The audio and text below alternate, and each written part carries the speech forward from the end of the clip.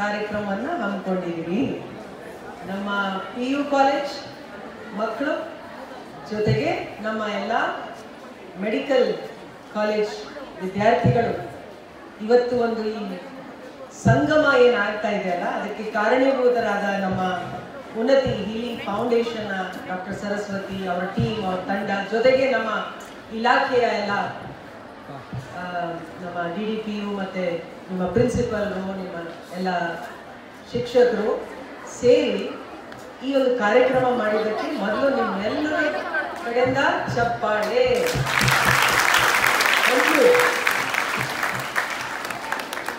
ಶಿಕ್ಷಣ ಇಲಾಖೆಯಲ್ಲಿ ಬರೋ ಮುಂಚೆ ನಾನು ಆರೋಗ್ಯ ಇಲಾಖೆಯಲ್ಲಿದೆ.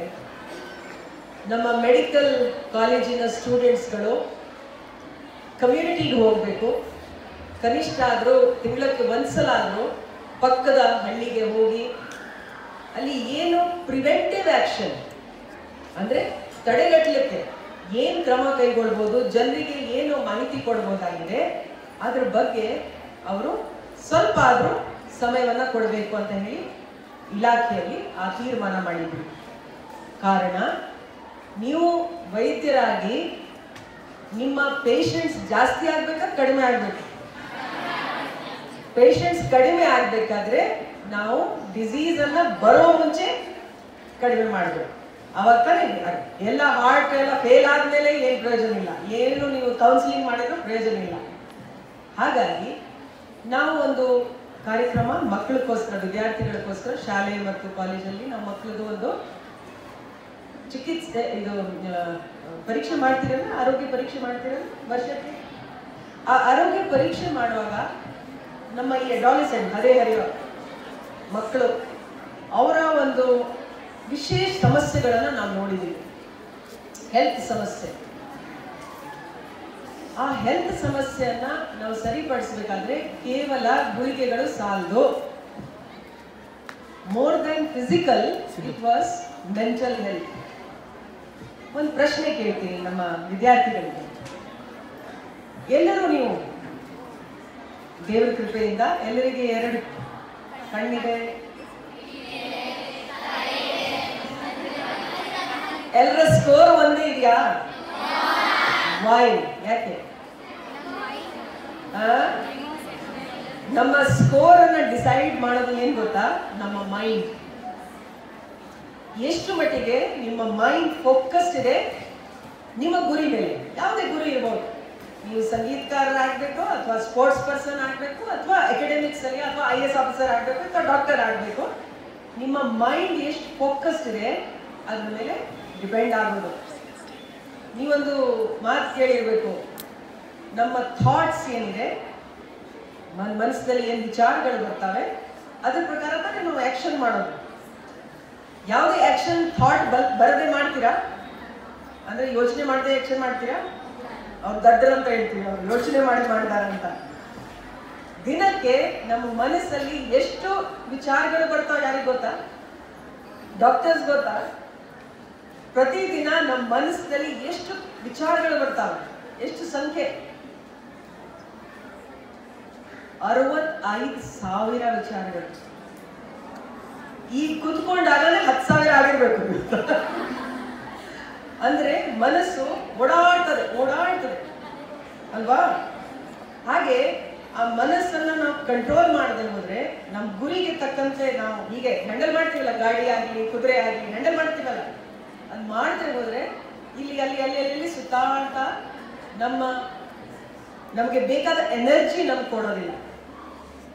ಹಾಗೆ ನಮ್ಮ ಥಾಟ್ಸ್ ಇಂದ ನಾವು ಆಕ್ಷನ್ ಮಾಡ್ತೀವಿ. ನಮ್ಮ ಆಕ್ಷನ್ ಯಾವ ರೀತಿ ಇರುತ್ತೆ ಅದೇ ತರ ನಮ್ಮ ಹ್ಯಾಬಿಟ್ಸ್ ಬಿಲ್ಡಪ್ ಆಗುತ್ತೆ.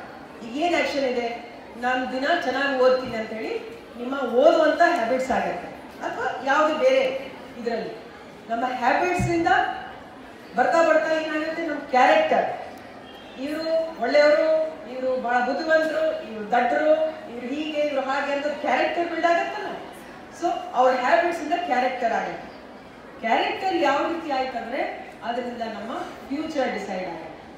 ಸೊ ನಾನು ಏನೂ ಮಾಡಿದೆ ನಮ್ಮ ಫ್ಯೂಚರ್ ಡಾಕ್ಟರ್ ಆಗಬೇಕು ಅಂತ ಹೇಳಿದ್ರೆ ಆಗುತ್ತಾ? ಸೊ ಥಾಟ್ಸ್ ಇಂದ ಪ್ರಾರಂಭ ಮಾಡಿ ಆಕ್ಷನ್, ಆಮೇಲೆ ಕ್ಯಾರೆಕ್ಟರ್, ಹ್ಯಾಬಿಟ್ಸ್ ಅಲ್ಲಿ ಮಾಡಿದರೆ ಮಾತ್ರ ನಿಮ್ಮ ಫ್ಯೂಚರ್ ನಿಮ್ಮ ಕೈಯಲ್ಲಿ ಇದೆ, ಪ್ರೊವೈಡೆಡ್ ನಿಮ್ಮ ಥಾಟ್ಸ್ ನಿಮ್ಮ ಕೈಯಲ್ಲಿ ಮಾಡಿಕೊಡ್ತೀರಿ. ಈ ಥಾಟ್ಸ್ ನಮ್ಮದು ಸರಿಯಾಗಿ ಕಂಟ್ರೋಲ್ ಆಗಿಲ್ಲ ಅಂದರೆ, ಅಥವಾ ನಮಗೆ ಹೇಗೆ ಬೇಕು ಅದು ಮಾಡೋಕ್ಕೆ ಆಗಲಿಲ್ಲ ಅಂದರೆ ಯಾರೊಬ್ಬರು ಸಹಾಯ ಮಾಡೋರು ಬೇಕಲ್ಲ. ಎಷ್ಟು ಜನ ನಿಜವಾಗಿ ನೀವೇನಾದರೂ ಮನಸ್ಸಿನಲ್ಲಿ ತೊಂದರೆ ತಾಪತ್ರೆ ಇದ್ದಾಗ ನೀವು ನಿಮ್ಮ ತಂದೆ ಅಥವಾ ತಾಯಿಗೆ ಹಂಚ್ಕೊಳ್ತೀರಾ? ಸ್ವಲ್ಪ ಕೈ ತೋರಿಸಿ. ಎಲ್ಲರೂ ನಿಜ ದೇವರ ಮೇಲೆ ಪ್ರಮಾಣ ಮಾಡಿ ಹೇಳ್ತೀನಿ ಅಂತ ಹೇಳಿ ಎರಡನೇ ಪ್ರಶ್ನೆ ಅಲ್ಲಿ ತನಕ ಕೇಳಿಸ್ತಾ ಇದೆ. ತಂದೆ ತಾಯಿಗೆ ಹೇಳಿದ ಮೇಲೆ ತಂದೆ ತಾಯಿ ಒಂದು ಉಪಾಯ ಹೇಳ್ತಾರೆ, ಈ ಸಮಸ್ಯೆ ಇದ್ರಪ್ಪ ಈ ತರ ಮಾಡುವಂತ. ಈಗ ಸರಿಯಾಗಿ ಹೇಳಿ, ಎಷ್ಟು % ಜನ ಅದನ್ನ ಕೇಳ್ಕೊಳ್ತಾರೆ?